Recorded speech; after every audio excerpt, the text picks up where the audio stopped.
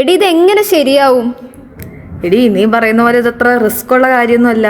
90s back to the ഫ്യൂച്ചറിൽ വരെ ഹോവർബോർഡ് വരുന്ന കാര്യം പറയുന്നുണ്ട്. ഇപ്പം എന്തായാലും നമുക്ക് ടൈം മെഷീനൊക്കെ ആയില്ലേ. ഇനിയിപ്പോൾ ഒരു കുറച്ച് കാലം കഴിഞ്ഞാൽ ഹോവർബോർഡ് വരത്തില്ലെന്ന് എന്താ എത്ര ഉറപ്പ്? ഓക്കെ, ഇനി നമ്മൾ എന്താ ചെയ്യണ്ടേ? നമുക്കെന്നാ ഫ്യൂച്ചറിലേക്ക് ഒന്ന് പോയി നോക്കുകയാണെങ്കിൽ ടൈം മെഷീൻ ഇല്ലേ? ഓക്കെ. ഹേയ് ജാവിസ്. Hello, what can I do for you today? ജാവിസ്, take me to the future.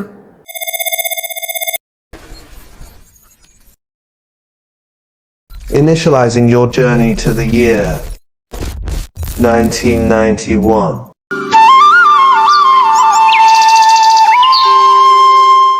എടി നമ്മളിത് എവിടെയാടി? എനിക്കറിയാൻ മേല. ഇത് ഏത് നൂറ്റാണ്ട്? എടി ഇത് നോക്കി, ഇതെന്താ സാധനം? എടി ഇത് കണ്ടിട്ട് എന്തോ കൺട്രോളർ പോലെ തോന്നുന്നു അല്ലേ?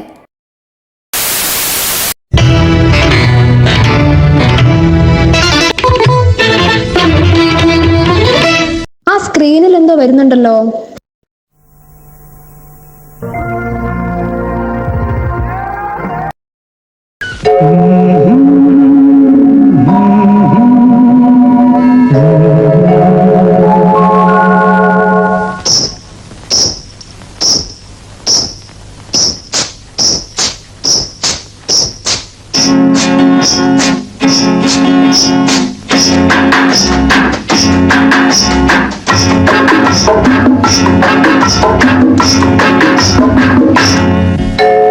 നിൻപദങ്ങളിൽ നൃത്തമാടിടും എന്റെ സ്വപ്നജാലം.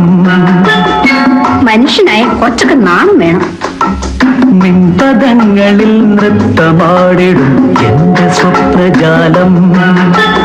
നീയൊരു മലർവാടി, മധുമലർ മൊട്ടുകൾ പോരാടി വിഴികളാടി. ഒന്ന് വെറുതെ ഇരിക്കുന്നു. നിൻപദങ്ങളിൽ നൃത്തമാടിടും എന്റെ സ്വപ്നജാലം.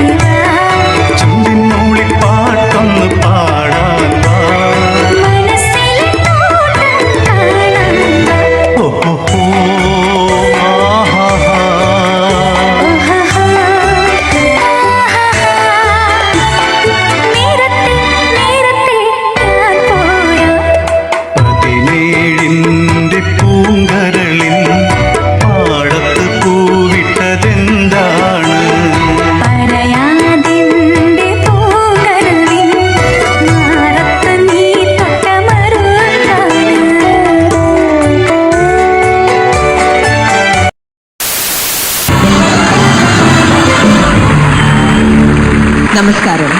ഇന്ന് ചിങ്ങമാസത്തിലെ ചോദ്യനാൾ.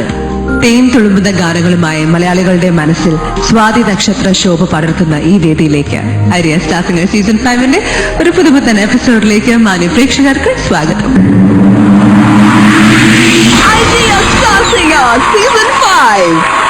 ഓക്കെ, സോ സമയം കളയാതെ നമുക്ക് നമ്മളുടെ ആദ്യത്തെ പെർഫോമൻസിലേക്ക് കടക്കാം. നിങ്ങൾക്ക് വേണ്ടി ജോൺസൺ മാസ്റ്റർ കമ്പോസ് ചെയ്ത ഒരു ബ്യൂട്ടിഫുൾ കോമ്പോസിഷനുമായി എത്തുന്നു ഗാനാഞ്ജലി.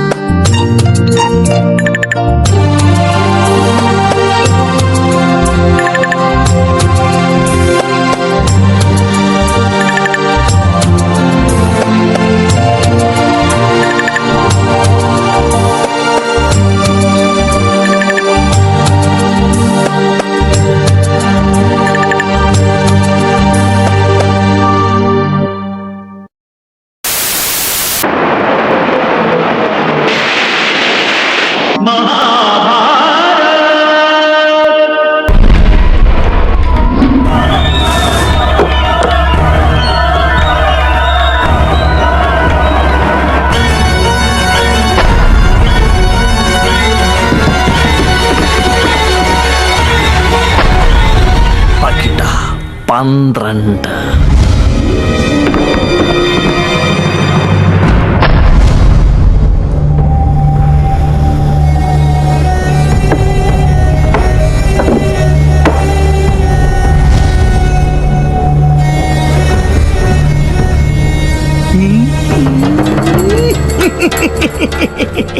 ദാസനായ യുധിഷ്ഠിരൻ പ്രസന്നനാകട്ടെ. നീ നിന്റെ ധർമ്മപത്നിയായ ദ്രൗപദിയെയും നഷ്ടപ്പെടുത്തിയിരിക്കുകയാണ്.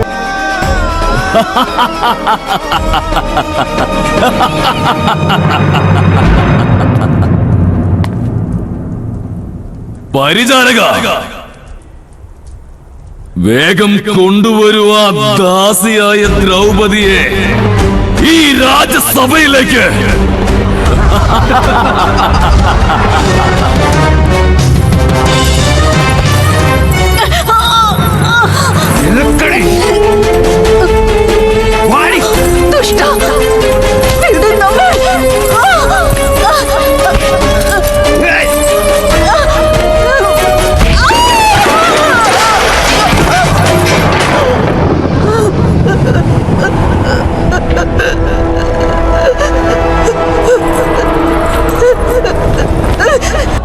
അഹങ്കാരം ഇല്ലാതാകുമ്പോൾ അതിന്റെ പ്രഥമ ലക്ഷണം മുഖത്താണ് പ്രതിഫലിക്കുക. ഈ അഹങ്കാരിയായ സ്ത്രീയുടെ മുഖമൊന്ന് കാണിക്കുക.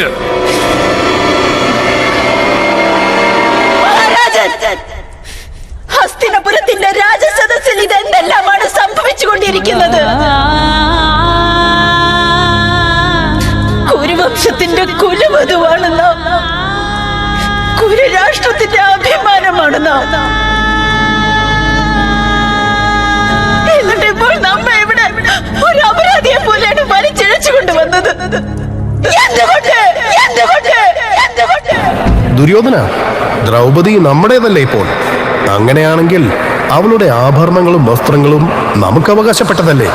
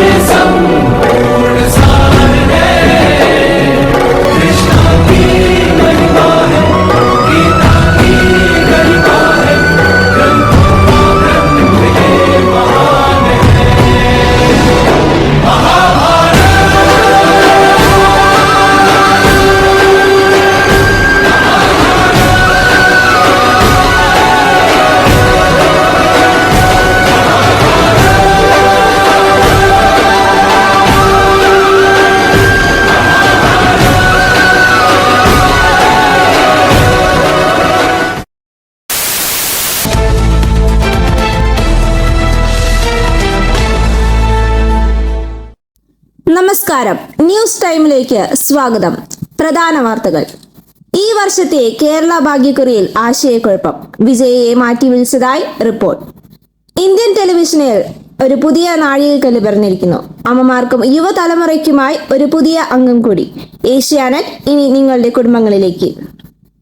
കേരളത്തിൽ തരംഗം സൃഷ്ടിച്ച് മൈ ഡിയർ കുട്ടിച്ചാത്തൻ.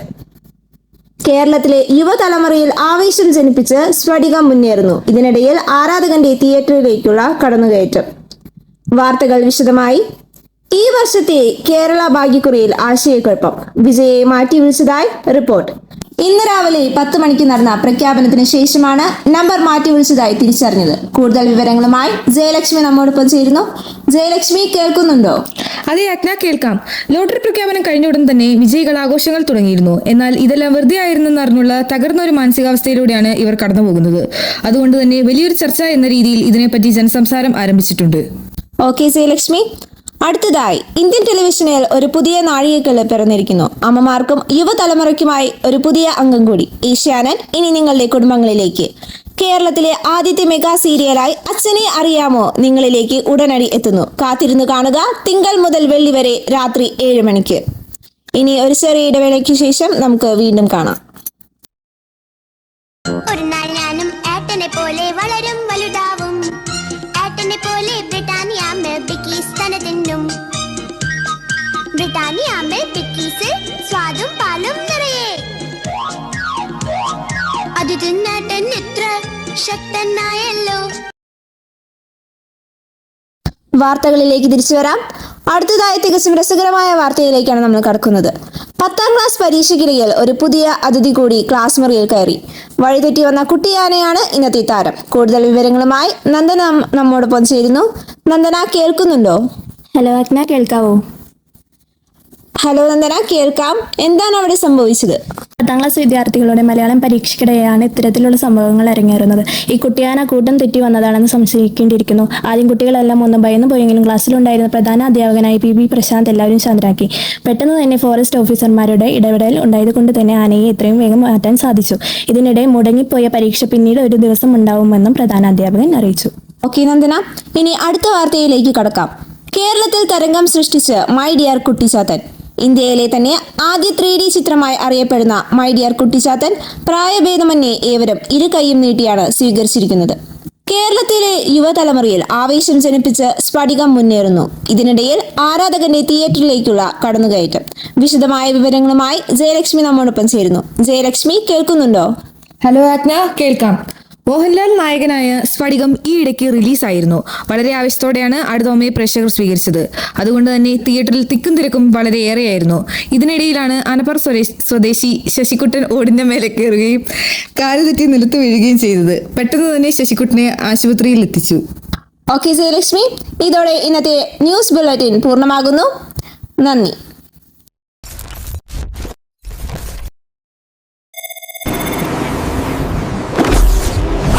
എന്തുണ്ടായി? നമ്മളിപ്പോ 2161 എത്തിയോ? അവർ 2161 എത്തിച്ചേർന്നിരുന്നു. ശരിയായ വർഷം, എന്നാൽ മറ്റൊരു കാലഘട്ടം. യാത്രയിലെ ഒരു ചെറിയ വഴിമാറ്റം അവരുടെ ഭാവി തന്നെ മാറ്റിമറിച്ചിരിക്കുന്നു. ചരിത്രം ഇനി ചരിത്രമല്ല. ഇനി സംഭവിക്കാൻ പോകുന്നത് എന്താണ്? അവരുടെ വിധി എന്താകും? നാളെ നടക്കാൻ പോകുന്ന അത്ഭുതങ്ങൾ എന്തെന്ന് കാത്തിരുന്ന് കാണാം.